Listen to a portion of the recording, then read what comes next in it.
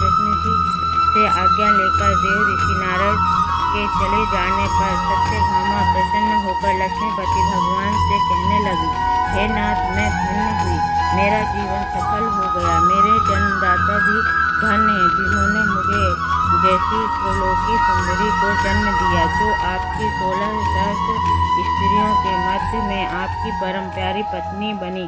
मैंने वह कल्प वृक्ष आदि पुरुष आपके साथ नारद जी को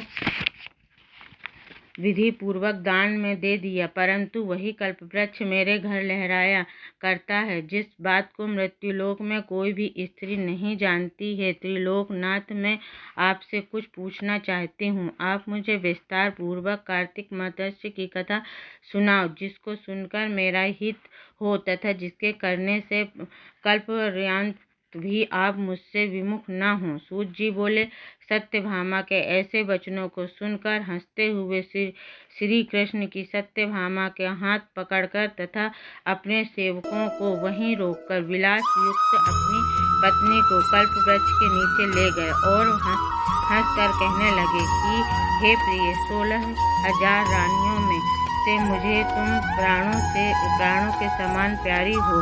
तुम्हारे लिए मैंने इंद्र से तथा देवताओं से भी विरोध किया था।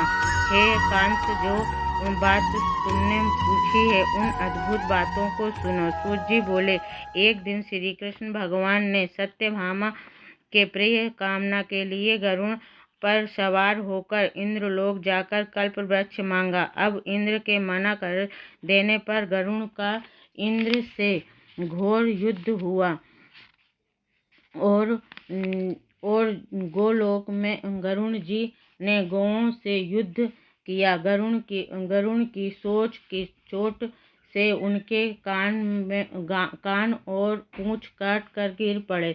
उनके हृदय से 3 वस्तु उत्पन्न हुई, कान से तम्बाकू, पूंछ से गोभी और खून से मेहंदी। इन तीनों के प्रयोग करने से मोक्ष प्राप्ति नहीं होती है। तब गौ ने भी क्रोध में भर कर गरुड़ को मारा, जिससे उनके 3 पंख टूटकर गिर पड़े, जिनके पहले पंख से नीलकंठ, दूसरे से मोर, तीसरे से चकवा चकवी उत्पन्न हुए। हे प्रिय, उनके दर्शन मात्र से ही शुभ फल प्राप्त होती है। ये सुनकर सत्यभामा बोली, हे प्रभु, मैंने पिछले जन्म में कौन कौन से दान, व्रत, तप नहीं किए, मेरा कैसा स्वभाव था तथा किसकी पुत्री थी और मुझे मृत्युलोक में जन्म लेना पड़ा। मैंने ऐसे कौन से शुभ कर्म किए जिससे आपकी अर्धांगिनी हुई। कृष्ण बोले, हे प्रिय, जो तुमने पूर्व जन्म में शुभ कर्म किए हैं विस्तार पूर्वक कहता हूँ। पूर्व समय में सतयुग के अंत में मायापुरी में अग्निगोत्र के देव शर्मा नाम का एक ब्राह्मण था। वेद वेदांत का जानने वाला रहता था। वह रोज अतिथियों की सेवा, हवन और सूर्य भगवान की पूजा किया करता था। उसका तेज सूर्य के समान तेजस्वी था। उसके वृद्धावस्था में गौवती नाम की कन्या हुई। उसका विवाह उस पुत्रहीन ब्राह्मण ने चंद्र नाम के अपने शिष्य के साथ कर दिया। चंद्र को अपने पुत्र के समान मानता तथा चंद्र भी उसे अपने पिता के समान सम्मान देता था। एक दिन वे दोनों कुश और समिधा देने के लिए वन में गए। हिमालय की तलहटी में भ्रमण करते हुए उन्होंने एक राक्षस को आता हुआ देखा। उस राक्षस ने भय के मारे उनके सब अंग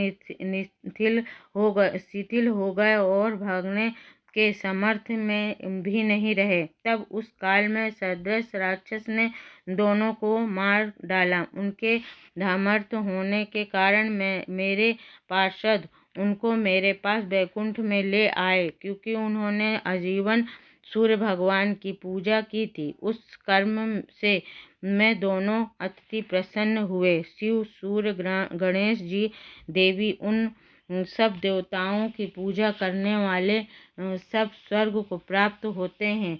मैं एक होता हुआ भी काल और कर्मों के भेद से 5 प्रकार का 5 प्रकार का होता हूँ।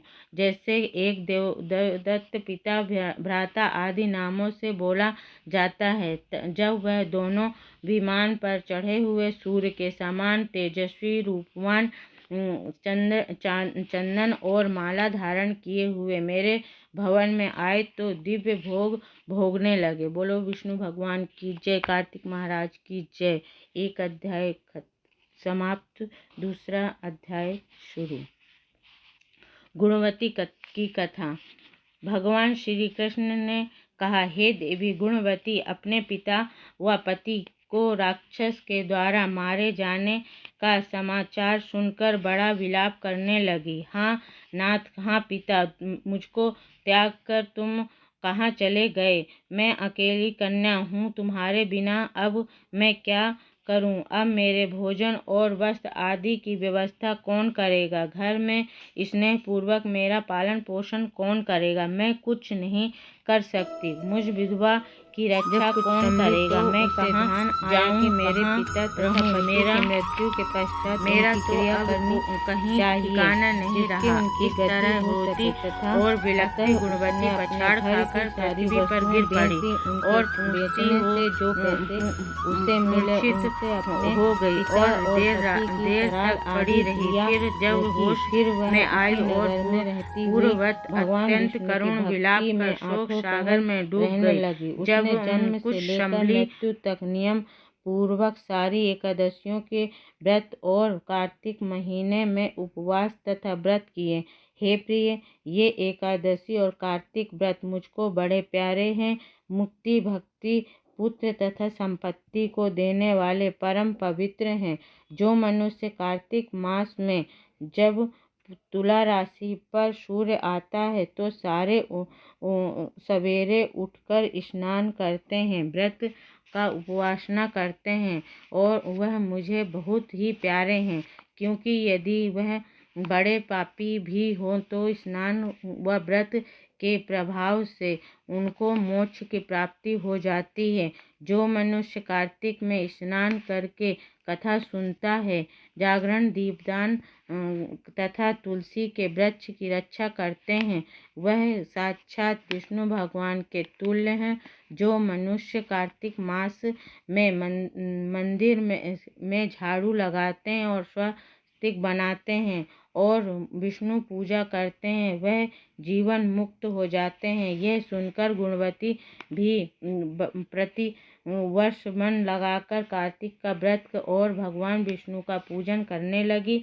हे प्रिय, एक बार वह ज्वारग्रस्त थी और दुबली हो गई थी, फिर भी किसी न किसी प्रकार से गंगा स्नान के लिए चली गई। गंगा तक पहुंची थी कि तो शीत के मारे वह बुरी तरह से कांप रही थी और वह एकदम शिथिल हो गई। तब वह मेरे दूतों के द्वारा मेरे धाम में आई। उसके पश्चात ब्राह्मण आदि देवताओं की प्रार्थना पर जब मैंने कृष्ण का अवतार लिया तो उस समय मेरे गण भी मेरे साथ आए। वह इस पृथ्वी पर यादव बने। तुम्हारे पिता जो कि पूर्व जन्म में देव शर्मा थे, उस समय स्त्री जाति हैं, और पूर्व जन्म में चंद्र शर्मा जो तुम्हारा पति है वह काकू है, और भावनी तुम ही गुणवती हो। वह कार्तिक व्रत की प्राप्त है जिससे कि तुम मेरी अर्धांगिनी बनी। पूर्व जन्म तुमने मेरे मंदिर के द्वार पर तुलसी का पौधा लगाया था। वह उस समय तेरे महलों के आंगन में कल्प वृक्ष के रूप में बड़ा है। तुमने जो उस जन्म में दीप दान किया है उसके कारण तुम्हारी देह सुंदर और तुमने शरीर में शोभा और घर में साक्षात लक्ष्मी निवास करती है।